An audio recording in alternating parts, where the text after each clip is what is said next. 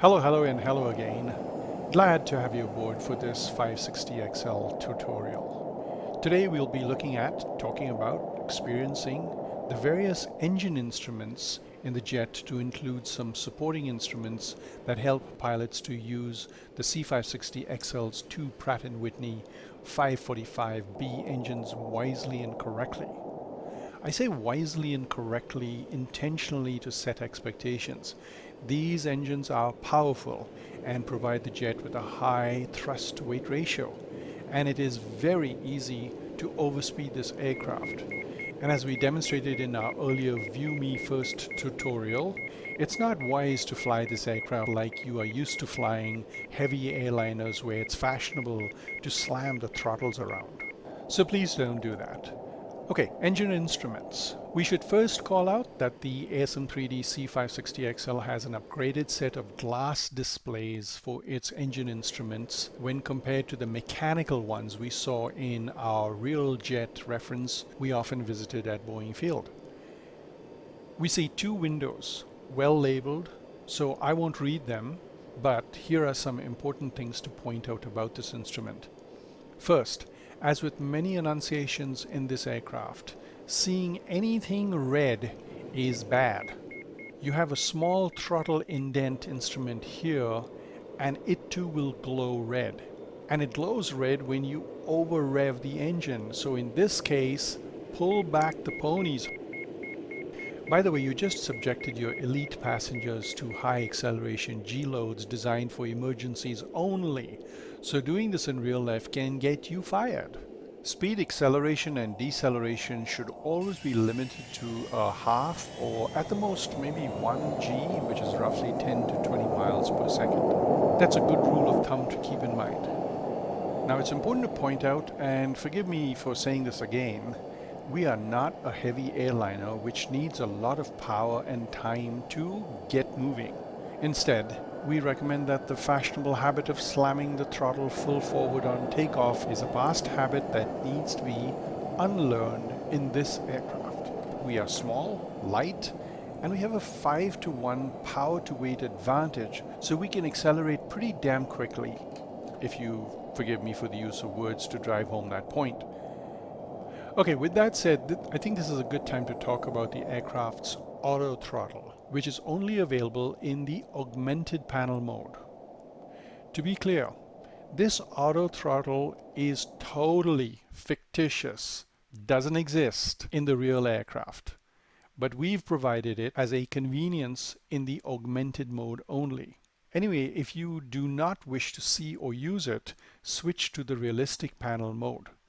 We have a whole tutorial dedicated to augmented and realistic modes, so be sure to view that one. The critical point here is that the AT, the auto throttle, is not designed for setting rapid acceleration rate inputs. So what does that mean? Let's look at a scenario where the jet is flying below transition altitude, flight level 180, and the N1 FADEC bug is correctly set according to the checklist at about 90% in the N1 instrument. So you're flying around 160 knots and then you decide, hey, let's get moving. And so you dial in a rapid speed change to say 350 knots. Don't do that. Remember the rule. The auto throttle is not a set massive speed increases all at once and forget it function. In this case, it is very likely that as the aircraft accelerates over 250 knots, and depending on your weight and other factors, one engine will race ahead into the red. At this point, if you have the autopilot working, it will try to compensate for the asymmetric thrust to keep the aircraft under control. If you're starting to lose control, first get the aircraft under control. Then do these series of steps. First, you probably are overspeeding the jet at this time and hearing the overspeed warnings. The only way to stop this alarm is to get under the overspeed red line and the speed tape. So deploy the speed brakes as soon as possible to start to calm things down. They can be opened at any speed. And remember, they are brakes, not airliner-like spoilers. If this happens with the auto throttle still engaged, do this. Quickly first dial the auto throttle speed bug to below 200 knots. Then look down at the throttle stack and click their center space between the handles to sync the throttle handles. You should then see the auto throttle now commanding the synchronized throttles to cut back power to get to the reset speed bug, and the redlined engine should settle back down. The other scenario is that once you reach transition altitude, position the N1 bug to be about 100%. The air up there is cool and at a lower density so as to not overstress the engines. In this condition, you can initiate larger speed increases, but still remember the acceleration and G-force rule. Simply put, go easy on the auto throttle. Dial G-load realistic speed increased commands and you should be fine. So the takeaway is this: if using the auto throttle, command small speed increase accelerations, then you should be fine. Next, while the AT will work on the ground, we do not recommend using it unless in the climb out phase at a minimum, and especially not during takeoffs. By the way, along with the added fictitious and augmented auto throttle convenience provided for those hours-long flights, the sim version of the C-560XL is also capable of auto landings. But here too, the real jet does not have that function. That's another convenience we added for your simulation benefit. We'll get to how to land on auto land in later flight-based tutorials, and it does require very precise speed controls. So back to that little indent indicator. It actually is a totally authentic instrument, and it's a convenient way to know where the throttle is relative to its takeoff, climb, or cruise indents without having to look down there. But there's a cautionary note here. The throttles do not necessarily need to be in takeoff, climb, or cruise detents to perform takeoffs, climbs, or cruise. It's an indication instrument only. As the pilot in command, you should always use whatever throttle setting you need to safely fly the aircraft for the flight phase you are in and the attitude that the jet is in. Alright, now just below it is the angle of attack gauge. This instrument should inform your engine's use. You do not want to see high AO on this gauge. In that case, either lower the nose or add more power, or better, do both to bring the needle down below the yellow line at a minimum. And another thing, as you can see, this aircraft model uses a G1000. About it, we have had a very frank and detail-filled discussion about our reasons for making the choice to use it in our previous Inside Tour video.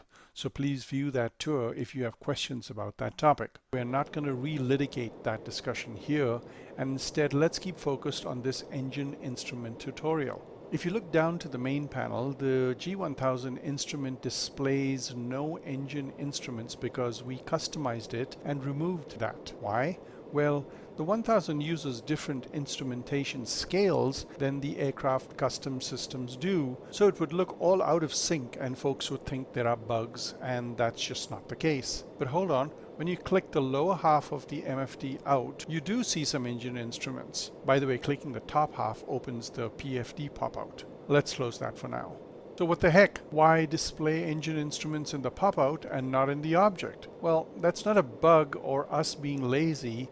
Actually, we'd love to be able to customize this section of the pop-out to match the jet's custom instruments, but the sim does not allow G1000 pop-up customization, so we just have to live with it. This is another reason to back up what we have been recommending all along in our tours and tutorials earlier, that if you are not loading flight plans or looking at airport maps or watching flight lines during a GPS flight, please ignore the 1000 and use the jet's instruments instead.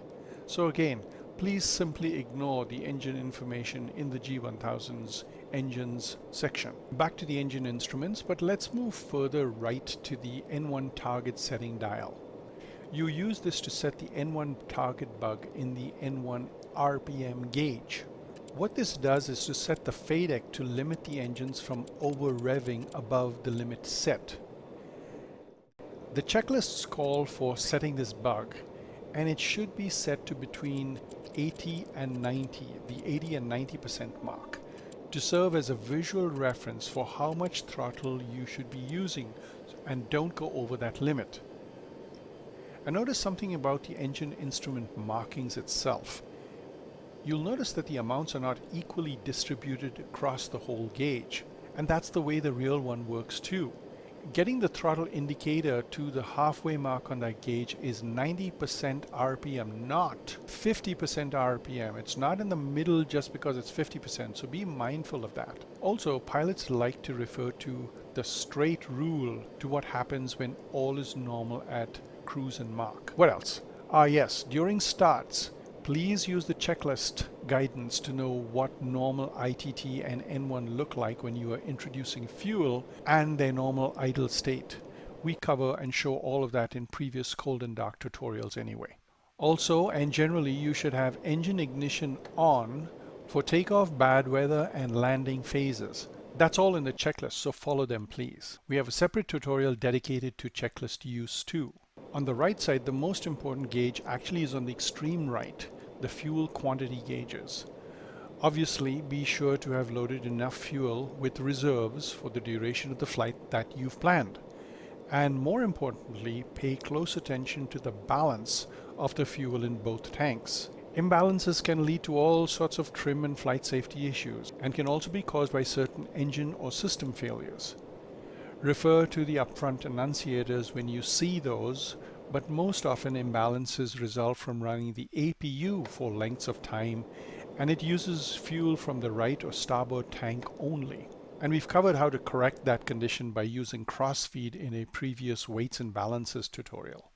The throttle stack in the center console obviously is a major influencer for what happens to the engines and their readings in their gauges as a result. But briefly, you can click the center of the throttle handles to synchronize them quickly, and tap the reverser paddles to initiate reverser functions. We cover all of this in previous reverser use tutorials, so we won't repeat that again over here. But most noticeable about this stack, the handles must be in the cutoff position, not the idle, but in the cutoff position for an engine start to work. Yes, there are other conditions too, so follow the checklist and all will be well.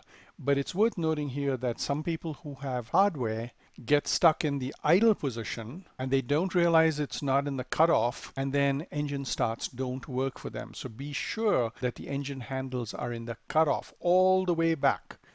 They should be in that position. And some folks also have trouble finding the fuel introduction click areas that are positioned below and behind the throttles. Please turn the click view regions on in the sim and you will see them easily. So that's it. Pretty simple actually. Aside from the fictional auto throttle, the rest of everything else is all 100% authentic, and the guidance is to be gentle when applying power, to limit G-force, set the N1 bug, watch the indent instrument and AOA gauges, and accelerate smoothly and within reason. So, may you always have power and normal flights. Good day.